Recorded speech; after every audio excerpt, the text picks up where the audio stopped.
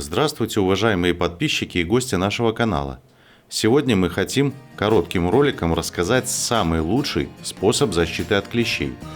Разговоры и споры о том, что лучше – жидкий дым, бальзам «Звездочка» или масла гвоздика, лаванда, анис, бей и так далее – совершенно нет смысла продолжать. Да, эти средства отпугивают клещей, но настоящей защитой быть не могут. Они работают лишь в комплексе мер. Лучшая защита состоит из 4 важных этапов. Рассмотрим каждый из этапов по отдельности. Первый этап. Химическая. Убивает клещей. На сегодняшний день самую надежную защиту могут дать только пропитка одежды альфа-циперметрином или циперметрином. Как бы нам ни хотелось не связываться с вредной химией, но придется. Выгодно использовать концентраты данных препаратов и разводить их водой самостоятельно. Для пропитки ткани нужно в пульверизатор залить рабочий раствор нужной концентрации и распылить на одежду. При контакте клеща с обработанной тканью паразит тут же начинает терять ориентацию в пространстве, у него появляются судороги, и он сам сваливается с ткани. При этом высока вероятность того, что клещ погибнет. Пропитанная правильной химией одежда может использоваться только после того, как одежда высохнет. Сухая ткань практически безопасна при контакте с кожей. Можно для большей безопасности еще под пропитанную одежду одевать тонкое нательное белье. Это особенно актуально, если нужно защитить детей от клещей и обезопасить их от воздействия химии. Как правило, одной обработки одежды химией хватает для защиты от клещей на 1-2 недели. Если по обработанной одежде клещ сможет бежать более 20 см, то обработку ткани лучше повторять. Хранить обработанную одежду желательно в герметичном пакете, чтобы химия не так быстро выветривалась из ткани. Механическая защита столь же нужна, как и химическая. Именно по этой причине выгодно использовать противоэнцефалитные костюмы или комбинезоны. В таких костюмах клещ просто не может дотянуться до тела человека. Он не в состоянии заползти под штанину, в рукав или за воротник. Все эти точки доступа подобная специальная одежда надежно блокирует.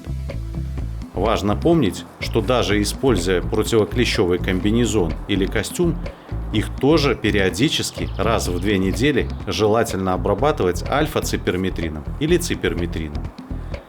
Если нет возможности купить подобный костюм, то нужно одеваться так, чтобы штаны были заправлены в носки, а майка в штаны. Это не идеал, конечно, но гораздо лучше, чем игнорирование данного правила. Естественно, и тут вся одежда обязательно должна быть обработана правильной химией.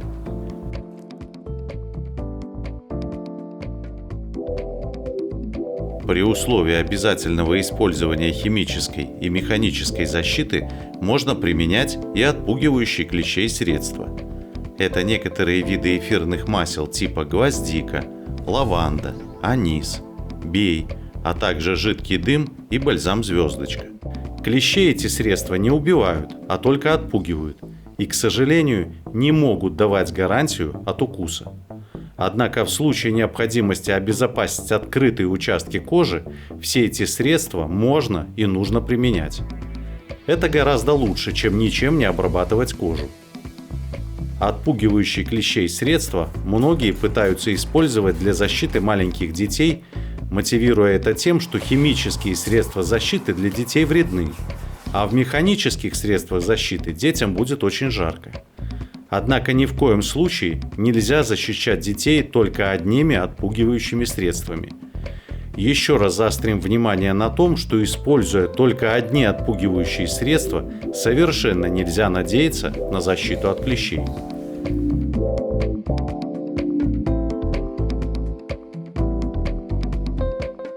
При нахождении человека в местах обитания клещей нужно привыкнуть периодически себя осматривать.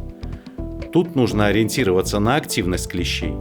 В теплую погоду клещи бегают очень быстро, а в холодную гораздо медленнее. К примеру, в теплый майский день скорость перемещения клеща почти такая же, как у муравья. Соответственно, в жаркий день желательно осматривать себя или других людей сразу после перехода по высокой траве или через кустарник, а также примерно через каждые 10 минут чисто профилактически. Еще раз повторим, что только сочетание всех 4 степеней защиты может максимально обезопасить от клещей.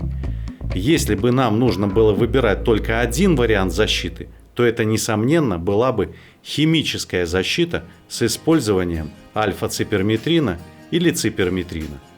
Однако не стоит забывать, что максимально возможную гарантию от укусов клещей может дать только комплексный подход с использованием всех 4 перечисленных выше степеней защиты.